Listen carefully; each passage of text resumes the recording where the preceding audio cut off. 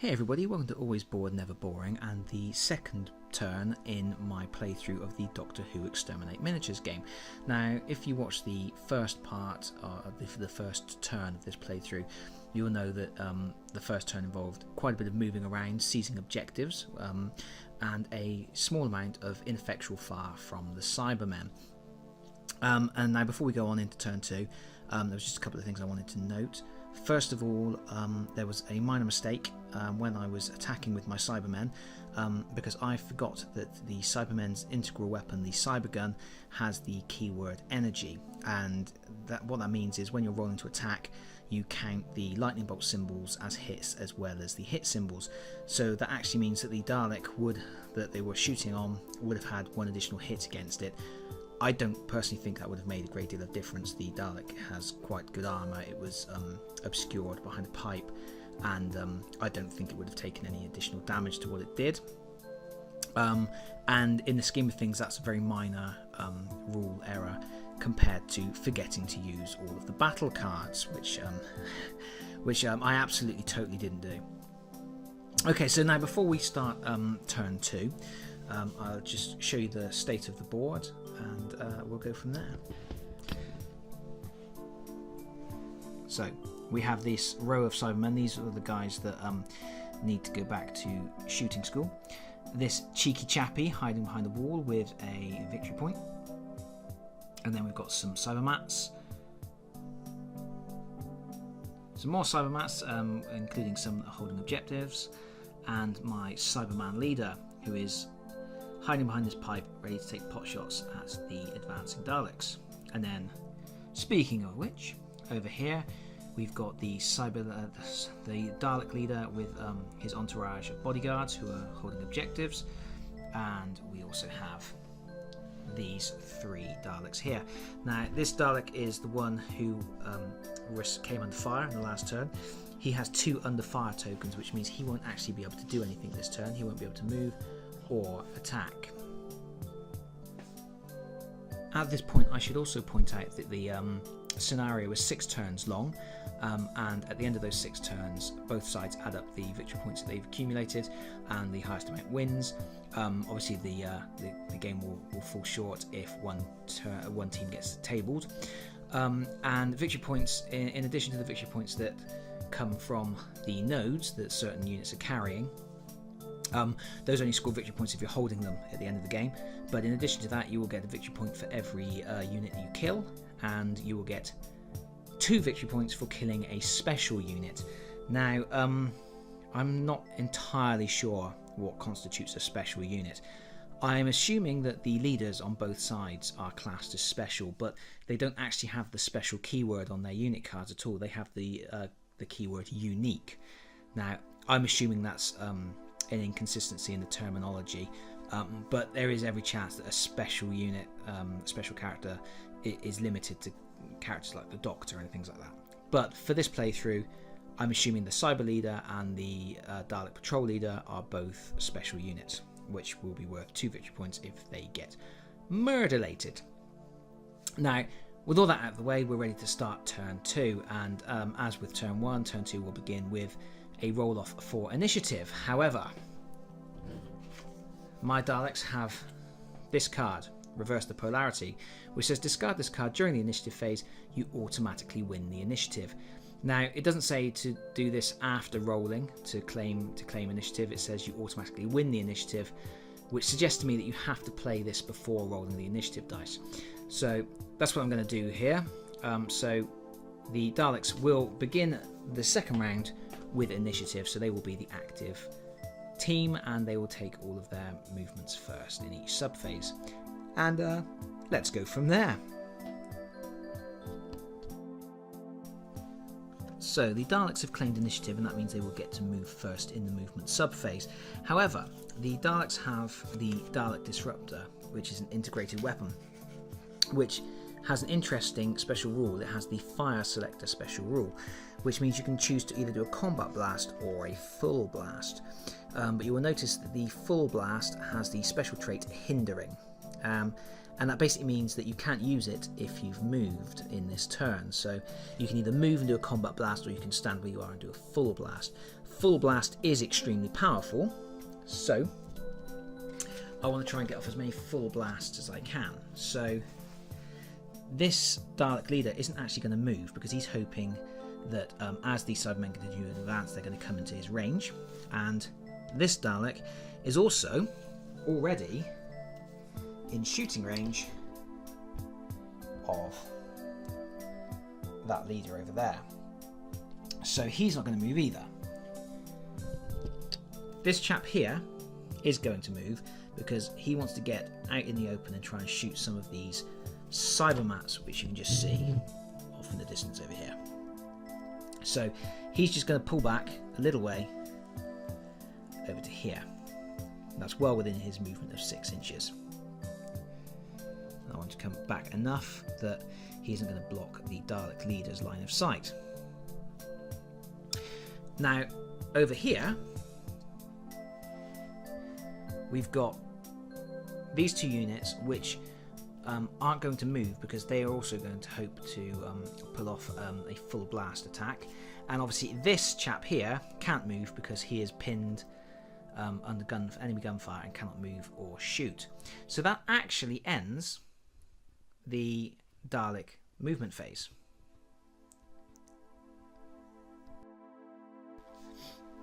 Now, this row of Cybermen, they actually want to close the gap with the Daleks because A, they want to get this node here, B, they actually have very good close combat effectiveness, and if they can get stuck into these Daleks, then they've got a good chance of actually claiming some kills. Unfortunately, that does mean they have to cross this killing zone, moving at their rather slow movement rate of 4 inches compared to the Dalek 6. So let's shuffle those guys up a little bit. Now, they're not all going to just blindly stride forward. We're going to move those like that. This guy here has the objective, so he's probably going to stay where he is. This guy, I think, actually if we move this guy out the way a little ways, I'm going to move him 4 inches that way, and then this chap is going to move up to claim cover there, and then this guy here, I think he's going to just move up normally as well. Now, in the centre of the table, we have the Cybermats. The Cybermats really want to close in and try and stop these Daleks from causing too much trouble. And they have a movement of 6, which is quite good. So, these Cybermats are just going to rush forwards.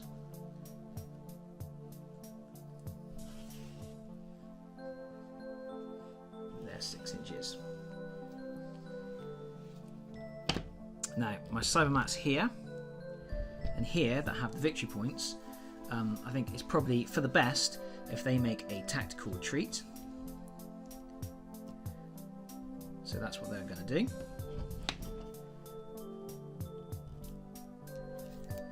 Now, this Cyber Leader here is actually in risk of taking a full combat blast, which could be the end of him. But he has got this TARDIS here, which he can make use of. So he's just going to shuffle along this way. Now he's still behind the pipe, but he's also now behind the TARDIS, and the fellas over the other side of the TARDIS aren't going to be able to draw a line of sight against him because the TARDIS is classed as a wall. This Cybermat unit, I think, is just going to have a little scurry. Yeah, if we have it scurry along here, because it can then whip around behind the TARDIS. And that ends the Cyberman movement phase.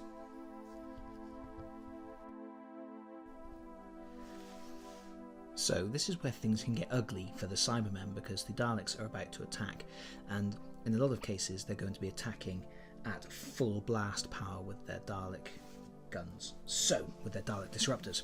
So I'm going to start with this chap here. Now he moved, so he can't use his full blast, but he can still use his combat blast, and he's going to shoot this Cybermat here. Now he is within the 6 inches of his combat effectiveness of his gun, so he'll be rolling all 4 dice because there's no obstructions and he's within combat effectiveness, so he's going to roll 4 dice, and the Cybermat isn't as strong as a Cyberman, obviously, and then he gets 2 shields in defense, so things don't look good for the Cybermat. So I have a hand of 4 dice here to roll for the Dalek Cyber Blast. We're looking for hits and lightning bolt symbols, and we have rolled 3 hits. The Cybermat gets to defend with 2 dice.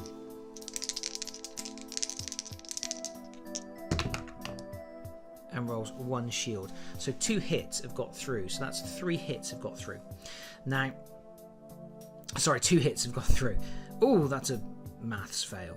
So 2 hits have got through. Now, the Cybermat doesn't have access to any particular battle cards that can help at the moment. He has 1 card, this one, that could help. That's an infinity shield, and that will block all hits instantly. But I want to keep hold of this to try and save a Cyberman, obviously. So the Cybermat just has to deal with this. So 2 hits have got through, and that means that there are 2 injury rolls. This will determine what happens to the Cyberman. So we've got a hit symbol, and we've got a lightning bolt symbol. Now, a hit symbol means shocked, which means you lay the model on its side, and it basically is knocked down, knocked out, and they're recovered during the upkeep phase.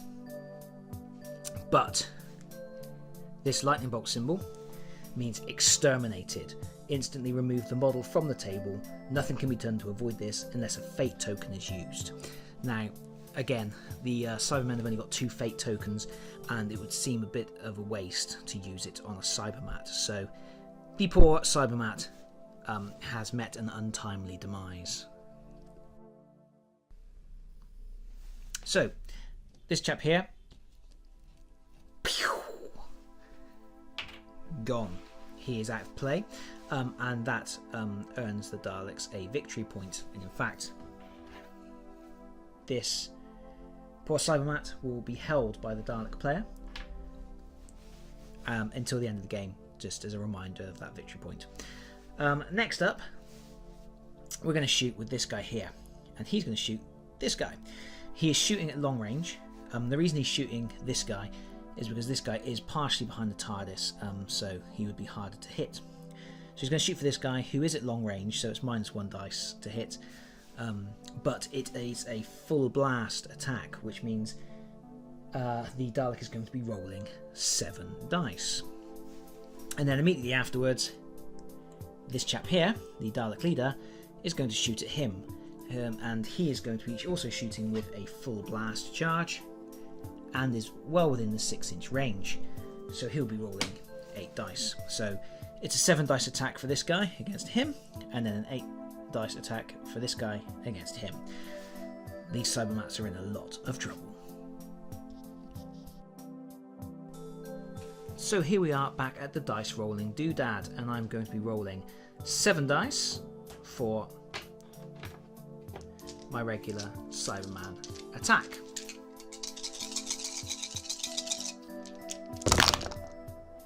Now, remember we're looking for hits and lightning bolts, and there's actually 1, 2, 3, and then a lot of shields which don't do anything. The Cybermat has a defense of 2, so doesn't defend any, so takes 3 hits. So we roll for those 3 hits to see what happens. And we've got the 2 lightning bolt symbols and a flesh wound. So yeah, this is a flesh wound, which means the character just shrugs off the attack. However, these 2 lightning bolts, they're both exterminated results, and that means another cyberman bites the dust. Okay, before we cut back and show him being removed from the table, we're going to make the attack with the patrol leader. And the patrol leader gets +1 to his attack, because he's a little bit better than his rank and file minions. So he's shooting at full blast, at short range, with no obstructions, with a +1 modifier. So he is rolling 9 dice.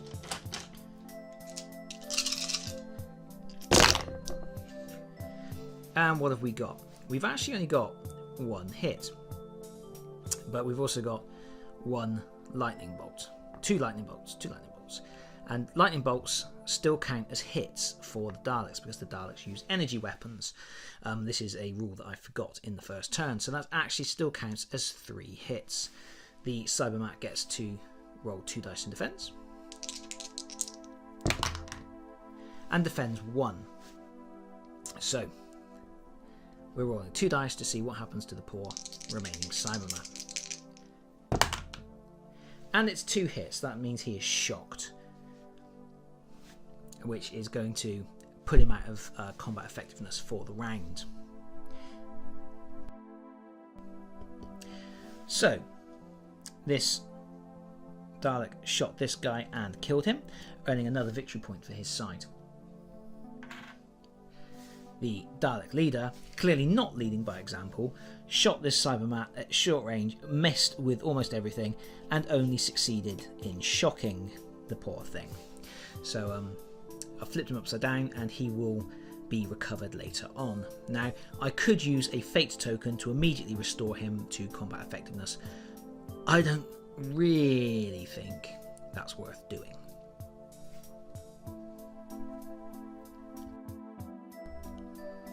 And here we are over here. We've got 3 Daleks that haven't moved. This one is completely under fire and cannot do anything. However, I have a sneaky trick up my sleeve. I have access to 3 fate tokens, and you can discard a fate token at any time to remove all of the pinned tokens from a unit. So I am going to discard that token to remove that token, and that means I now have 3 Daleks that haven't moved, and they're all in shape to fire a full blast attack at the approaching Cybermen. So that's what we're going to do. You can see the Cybermen are here, and we're just going to take it. Well, I'll do a bit of measuring and we'll see which ones are the closest. It's also worth noting that this model and this model are in base contact with this obstruction, so that obstruction won't actually hinder their shooting. This guy is not in base contact with it, so he is going to be at -1 with his dice rolling. So I'll do a bit of measuring and figure out which Cybermen are the most likely to die.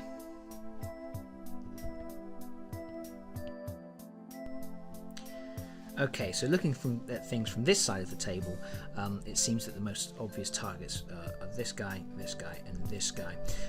Starting with this one as the prime target because he is actually within shooting range of a Dalek across the way that is in an open ground. So we're going to start by trying to shoot this one. Okay, so we're going to start with one of the Daleks that is in base contact with the obstruction. He's shooting at long range, so he's at -1 dice, but he is shooting with full blast, which is 8 dice, so 8 - 1, he's rolling 7 dice.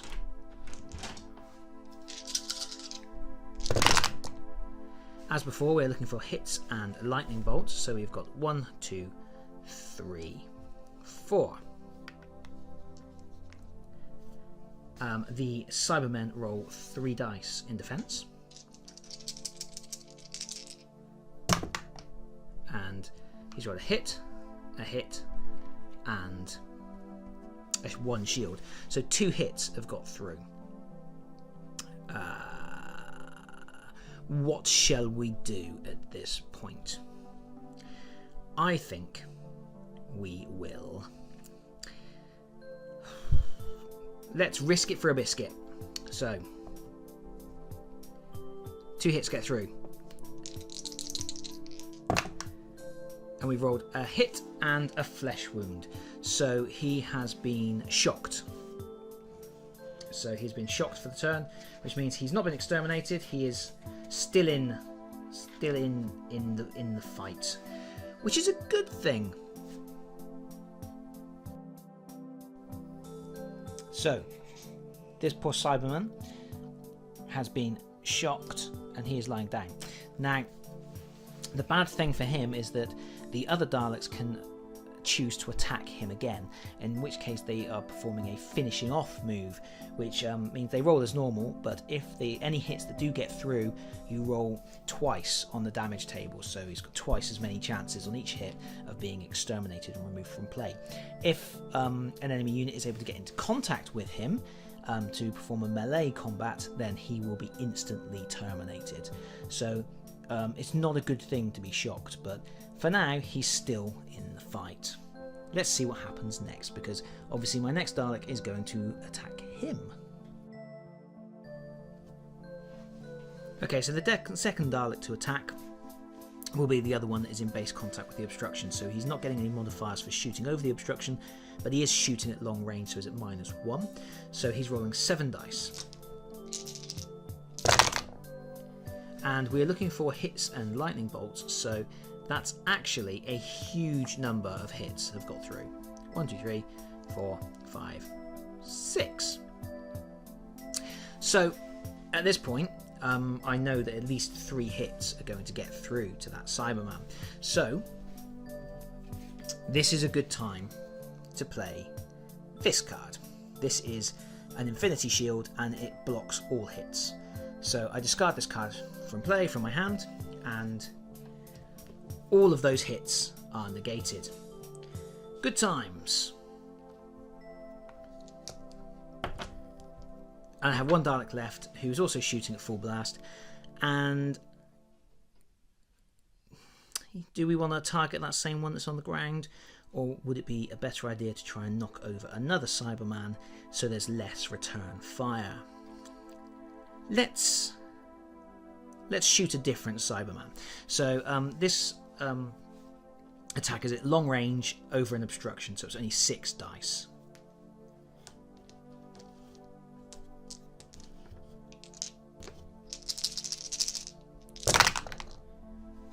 What have we got? Shield. 2 hits. 2 hits go through. Daleks roll 3 shields in defense, but let's use some battle cards because I can draw back up at the end of the round anyway. So I'm going to use 2 battle cards.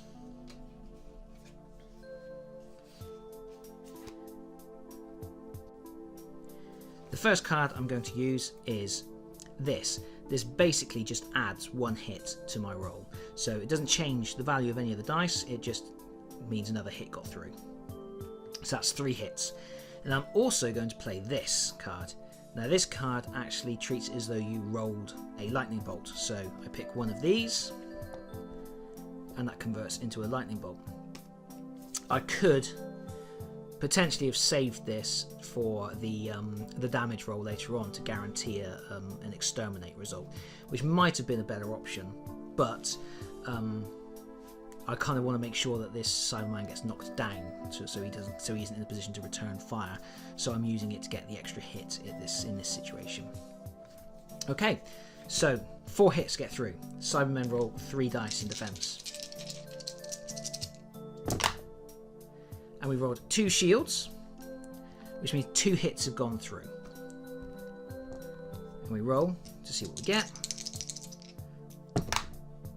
And it's 2 hits. So in this case, actually, it probably would have been a better idea for me to use that lightning bolt card to guarantee the extermination result, because as it stands, I've just shocked this Cyberman. So I didn't actually kill any of the Cybermen, but 2 of them are going to miss out on an opportunity to retaliate.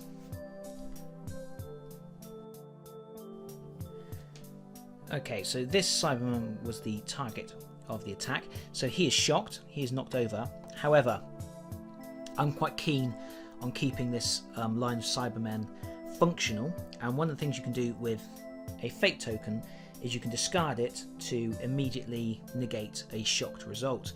So I can actually shrug off all those attacks and keep my Cyberman in action. So that's the end of the Dalek shooting phase. We killed 2 Cybermats and ended up shocking 1 Cyberman. So you can see that even with 6 Daleks fighting at full capacity, 5 of the 6 Daleks fired full blasts. It's not that easy to kill your opponents. It's very much a game where the units are staying in play. Let's see what the Cybermen do in retaliation.